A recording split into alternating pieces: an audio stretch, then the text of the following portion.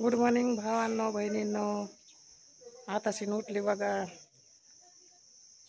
नरडं दुखायला लागलंय माझं. खोकल्याचं औषध आणलं, दवाखाना केला या परवाच्या रोजी मांजलगावला जाऊन. तरी पण काहीच आराम पडाय नाही ना. व्हिडिओ पण टाकू वाटाय नाही तर परत तरी पण टाकायला लागली आज.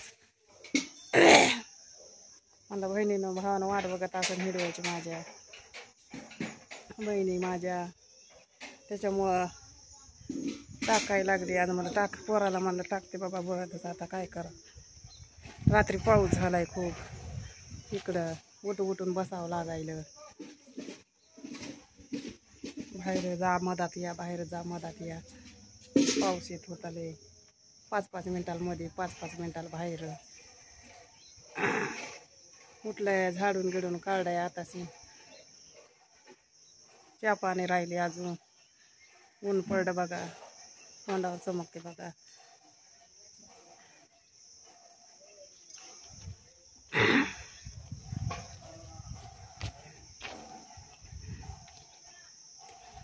दुखायला लागलंय माझं.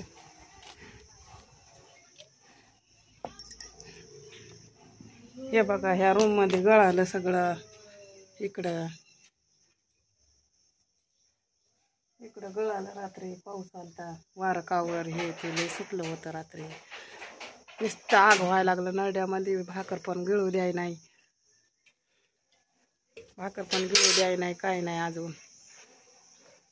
नुसतं पाणी सुद्धा गिळू द्याय नाही नरड. काय झालं काय झालं नाही का कोणाला ठाऊक. नुसतं लाल जरदच झालं मधातून माझ्या बहिणींनो भावांनो. काय मागं लागलं माझ्या कोणाला ठाऊक. औषध आणलं तरी पण चांगलं व्हायला लागलं नाही बघा. खोकलून छाती हे ते सगळं दुखायला लागले माझे. हे नरड लाल जरच झालं इथून. बहिणीनं भावानं आरामच पडाय नाही कसलंच. जेवण तर नाहीच. रात्री मी फक्त दोन घास खाल्ले चपातीच्या. बळदच चारलंय पोरानं मला. तेवढंच खाऊन झोपी गेली. रात्री पाऊस यायला लागला, गरमायला लागलं. लाईट नाही होती रात्री. खूपच गरमत होतं. पुन्हा एकदा लाईट गेली का येतच नाही. वारे कावर सुटलं होतं आमच्या इथं. पाऊस बिस आलता. तिकडं आलता का नाही बहिणीनं भावानं? झाली का चहा पाणी?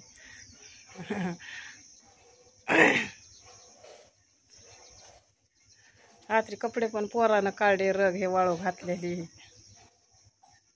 मला कशाचं होऊन एकदा पडली का उठू वाटत नाही. हातपायला खेळंगा झाला माझा. उठूच वाटत नाही, ताकदच राहिली नाही अंगामध्ये माझ्या. गळूनच चालले हातपाय बहिणीनं भावानं. काहीच करू वाटाय नाही मला. जेवणच चाललं नाही तर काय करू वाटत. लय अवघड असते माणसाचं. सुख असलं तर सगळं असते माणसाला. दुःख असल्यास कोणी कोणाचं नसते. भाऊ बी कोणाचा नसते. माझा तर भाऊ आहे तर मला तर साधा फोन बी करत नाही. कशी आहे म्हणून विचारत पण नाही मला. फोन लावला पण उचलत नाही, काही नाही.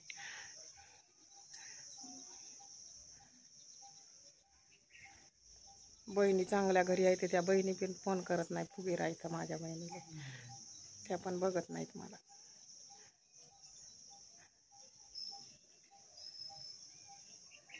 असंच असते. कोणाच नाही. ज्याचं त्याला दुःख सोसावं लागते बहिणींना भावांना.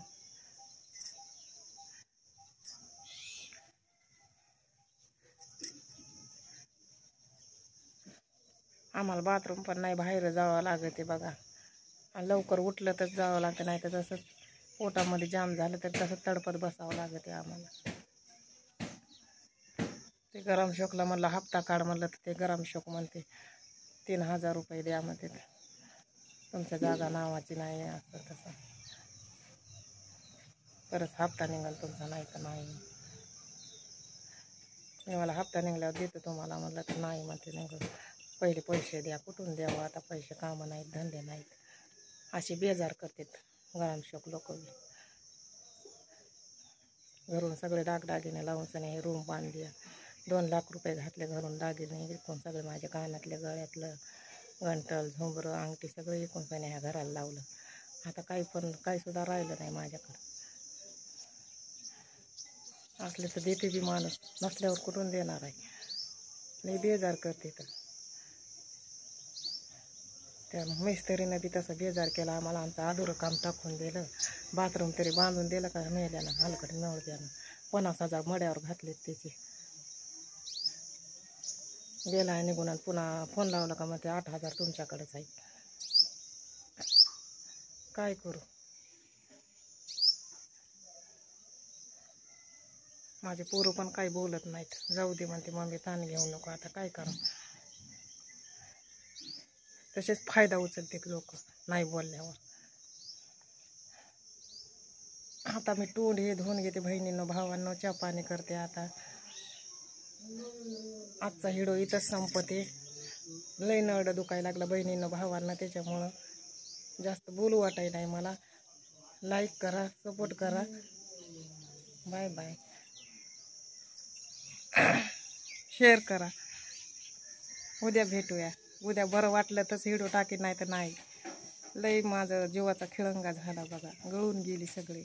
असं बोलू सुद्धा वाटाय ना बहिणींनो भावांनो. लाईक करा, सपोर्ट करा. Bye bye. आजचा व्हिडिओ इथं संपते.